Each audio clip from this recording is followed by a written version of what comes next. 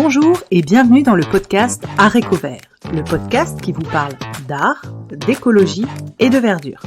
Je suis Pauline Leroux, ingénieure agronome passionnée de plantes et je vous emmène à la découverte de la couleur végétale et de toutes ses applications. Que ce soit dans le textile, l'ameublement, l'artisanat, la décoration et dans d'autres domaines, chaque jeudi et samedi à 7h30, je vous propose des épisodes riches avec des invités passionnants pour approfondir le sujet de la couleur végétale sur toute la chaîne de valeur. Mon but, fédérer et démocratiser la couleur végétale dans nos vies. Alors, c'est parti, bonne écoute. Alors, bonjour à tous, dans cet épisode Zoom, je vous propose de voir la différence entre le bundle dye et l'éco-print.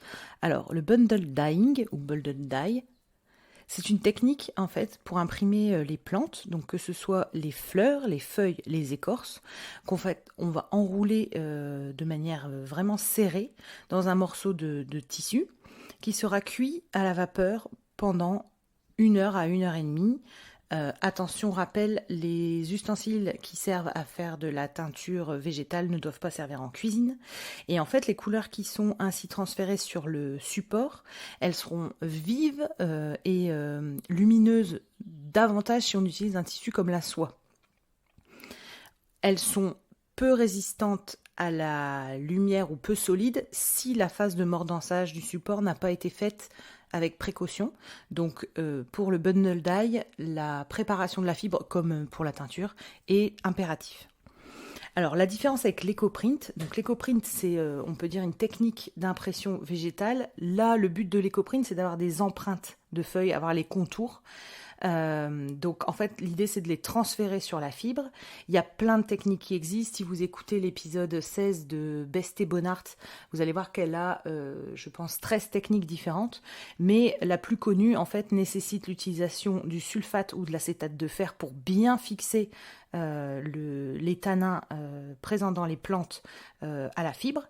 Et donc là, cette méthode-là utilise essentiellement les feuilles et ça peut être fait sur tout type de fibre. Pareil, il faut bien serrer les feuilles au support.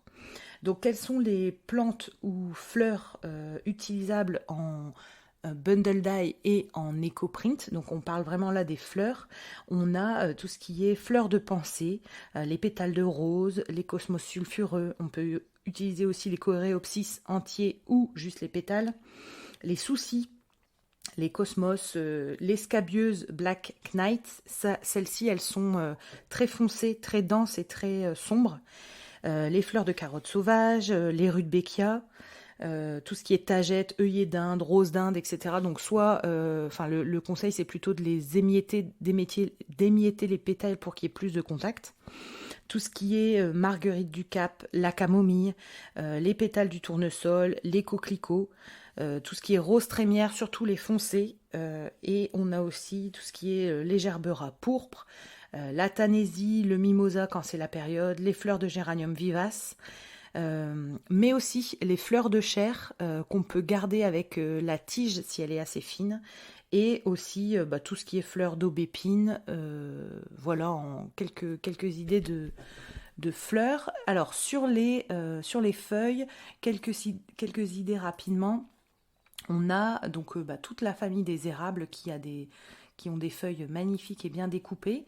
On peut utiliser les feuilles de rosier, de framboisier et de fraisier qui contiennent vraiment beaucoup de tanins. Les feuilles de liquide ambar, la fougère en entier, tout ce qui est feuilles de chêne, les châtaigniers, les marronniers, pareil, les feuilles de chair, la vigne. Les albizia, donc les albizia c'est les arbres à soie qui sont soit pourpre ou soit vert tendre, la feuille de mimosa, le sol à osier, l'aubépine. On peut utiliser aussi en termes de plantes aromatiques le romarin, la sauge, les grandes feuilles de catalpa et bien sûr l'eucalyptus qui est la feuille la plus connue et comme disait Besté Bonnart, la plus facile pour démarrer l'éco-print. Voilà en quelques mots le matériel au jardin que vous pouvez utiliser qui est disponible en ce moment.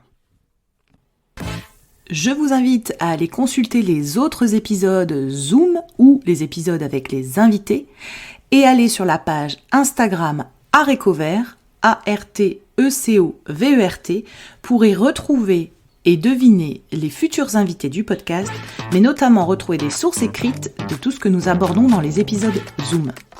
Belle journée à tous!